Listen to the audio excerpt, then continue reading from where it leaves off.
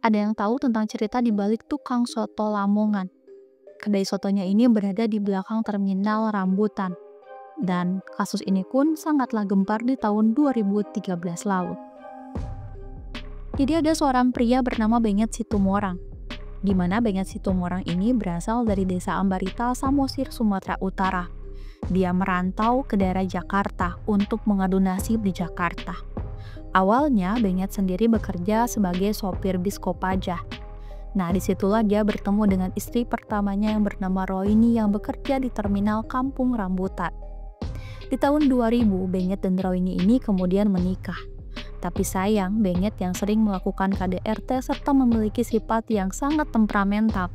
Konflik keduanya pun sering kali terjadi, sehingga mereka harus diusir dari tempat tinggal mereka oleh RT setempat dikarenakan sering cekcok tersebut.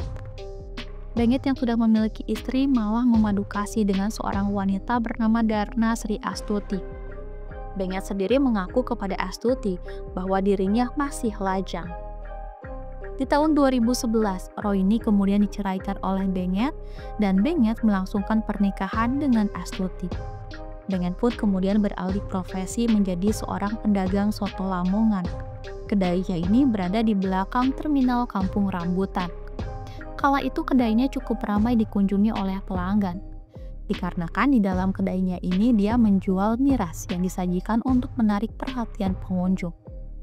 Meskipun demikian, ternyata tabiat Benget sebagai seorang yang suka berselingkuh tetaplah tidak hilang.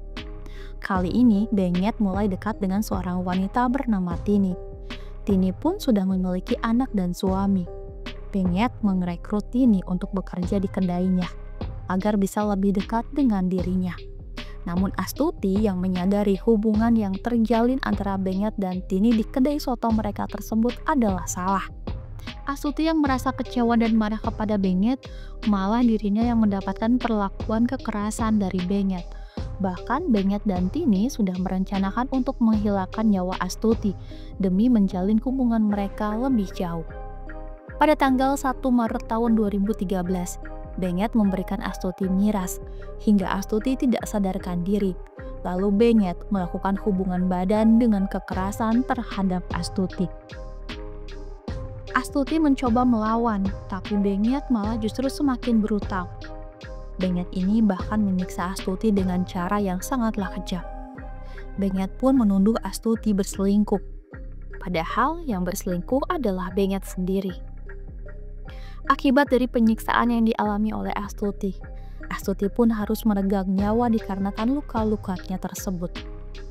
Setelah Astuti ini meninggal, Benget malah memutil tubuh Astuti dan menyimpannya di wadah plastik. Benget dan Tini akhirnya membuang wadah plastik tersebut di berbagai tempat di sepanjang jalan tol Cikampek. Sebagian lagi dia hidangkan kepada teman-teman mereka. Kejahatan Benget dan Tini pun akhirnya terbongkar setelah adanya laporan dari saksi mata yang melihat jika ada sebuah angkot merah yang mencurigakan, karena angkot tersebut berhenti di berbagai tempat dan membuang wadah plastik. Polisi pun kemudian melakukan penyelidikan. Dan benar saja, Benget dan Tini akhirnya ditangkap. Benget mengakui semua perbuatannya termasuk menghidangkan Astuti kepada rekan-rekannya. Mereka akhirnya dihukum atas penghilangan nyawa berencana dengan Benget sendiri divonis hukuman mati dan Tini divonis 14 tahun penjara.